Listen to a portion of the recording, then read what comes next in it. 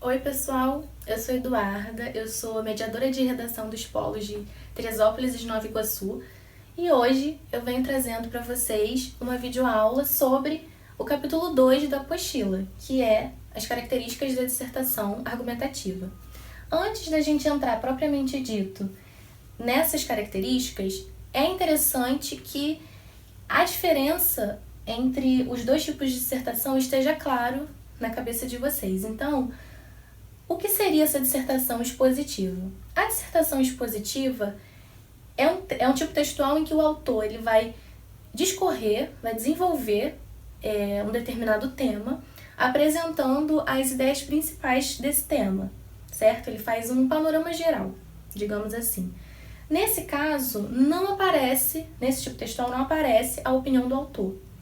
Quando aparece a opinião na dissertação expositiva, geralmente é uma opinião terceirizada, de uma outra pessoa. Então, como exemplo de dissertação expositiva, nós temos a reportagem. E vamos supor que eu, enquanto uma repórter, esteja produzindo uma reportagem sobre coronavírus.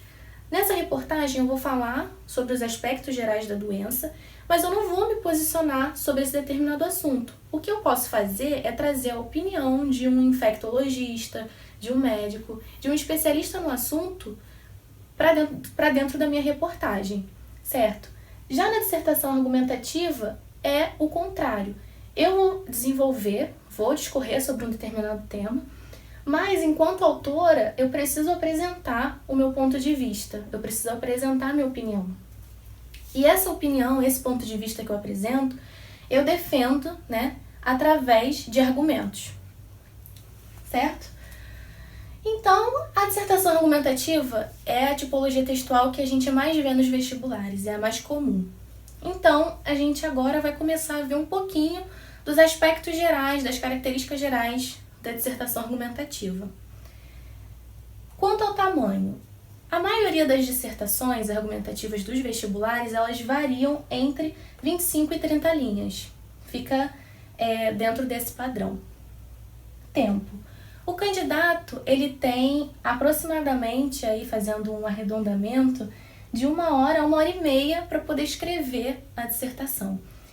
Nesse período de tempo, a gente envolve todo o processo de feitura da redação. Então, desde o projeto de texto, até o rascunho, a passagem para a própria folha de redação que você entrega. Nesse período inteiro você tem 1 hora e meia no máximo para poder fazer a sua redação.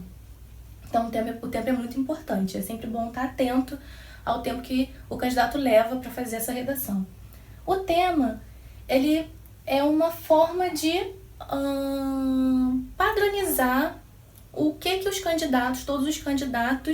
sobre o que todos os candidatos vão falar. Então, por exemplo, em 2016, tivemos o tema Caminhos para combater a intolerância religiosa no Brasil.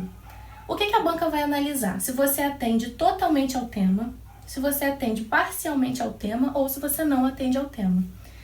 Quando você atende parcialmente ao tema, nós chamamos de tangenciamento. Então vamos supor, dentro desse tema de 2016, se eu falasse apenas de intolerância religiosa no Brasil, eu não teria fugido totalmente do que a banca me pediu, mas ao mesmo tempo eu não produzi um texto que desse conta de todo o tema. Eu não falei de caminhos e também não falei da questão do combate à intolerância. Então, nesse caso, a minha redação ela tangenciou o tema. Então, nesses casos, as redações ficam com uma nota intermediária. Então, entre 600, 500, 6 ou 5, dependendo do vestibular. E ela vai analisar também a fuga total. Então, vamos supor que eu fiz uma redação sobre meio ambiente dentro desse tema de redação de 2016. Foi uma fuga total, eu não falei nem parcialmente, nem totalmente do que o tema que a banca me pediu. Com relação à correção.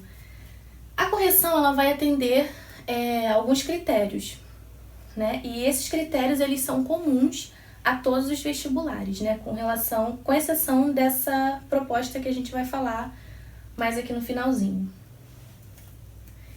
Então, O primeiro critério é o tema, que foi isso que eu acabei de dizer aqui para vocês. Então, a banca vai analisar se você atende totalmente, parcialmente ou se você não atende ao tema. Depois, ela analisa se você fez um texto dissertativo argumentativo ou se você fugiu desse tipo textual. Então, se numa redação do Enem, que é uma dissertação argumentativa, eu fiz uma resenha, fiz um resumo, fiz uma crônica, fiz um poema, eu fugi do tipo de texto que a banca está me pedindo. Então, nesse caso, seria zerado. A coerência, ela diz respeito ao significado do seu texto. Então, a banca analisa se aquilo que você disse tem sentido internamente, né? Ou seja, se ele tem sentido, o texto faz sentido dentro dele próprio e se ele faz sentido com o mundo de fora. Ele vai analisar se você não se contradisse e algumas outras coisas. Dentro da coesão, ele analisa se você, enquanto candidato, consegue utilizar mecanismos linguísticos para que o seu texto fique bem construído. Então, se você consegue utilizar corretamente conjunções, marcas verbais, se o seu texto progride. A modalidade escrita diz respeito ao atendimento das normas gramaticais. Então, se eu escrevo enquanto candidata um texto que obedece às regras de acentuação, às regras de pontuação, se eu consigo conjugar os verbos corretamente, se eu utilizo um vocabulário correto, se eu não uso gírias, se eu não cometo vícios de linguagens.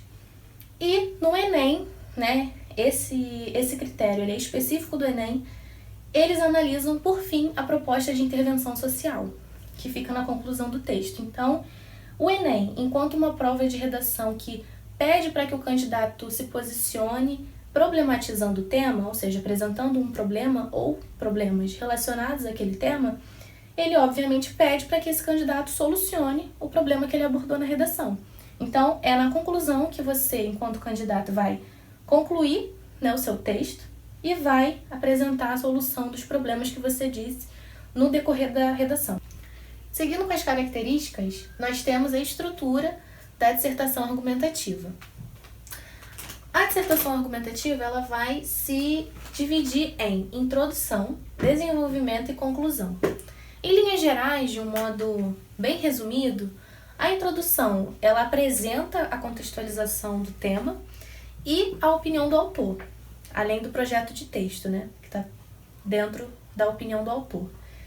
O desenvolvimento ele vai apresentar argumentos em que são utilizados para defender a opinião apresentada na introdução. E a conclusão, ela reafirma a tese e ela sintetiza aquilo que você falou no decorrer do seu texto. No caso específico do Enem, tem a questão da proposta de intervenção social, que entra aqui na conclusão, né? A solução dos problemas que o candidato abordou no decorrer da redação. De uma maneira geral, os parágrafos eles vão ter de 5 a 6 linhas e, dependendo da quantidade de linha por parágrafo, de 4 a 5 parágrafos.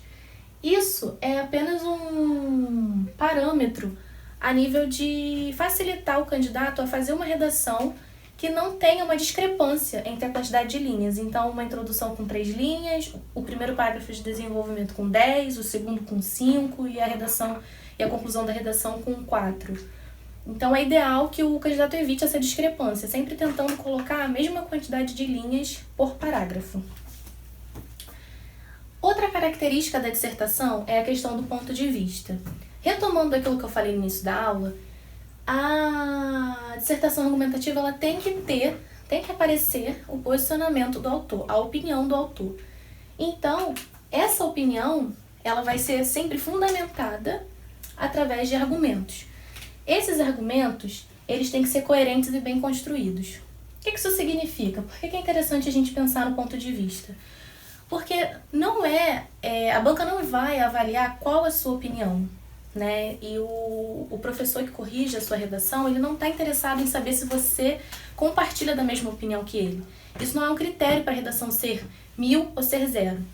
Na realidade, o que é levado em consideração é a sua capacidade de defender a sua opinião. Se os seus argumentos eles foram bem construídos, eles são coerentes, eles têm força de convencimento e não na realidade a sua opinião. A sua opinião, na verdade, pouco importa, desde que ela seja bem defendida, bem construída.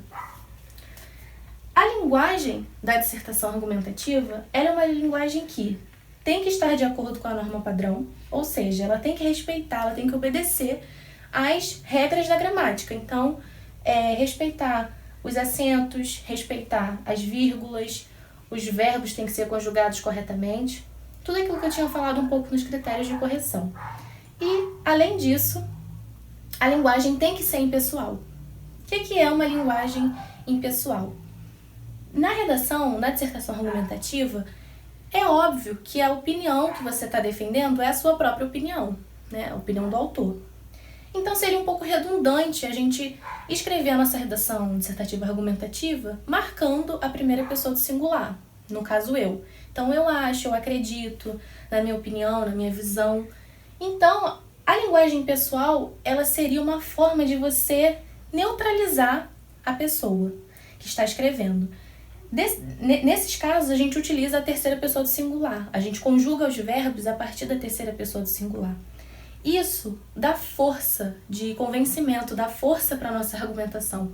Porque quando o meu argumento ele é impessoalizado, é como se ele fosse compartilhado por várias pessoas, é como se ele fosse um argumento generalizado. Isso dá força de convencimento para a nossa redação, porque é como se a nossa opinião fosse compartilhada por um todo.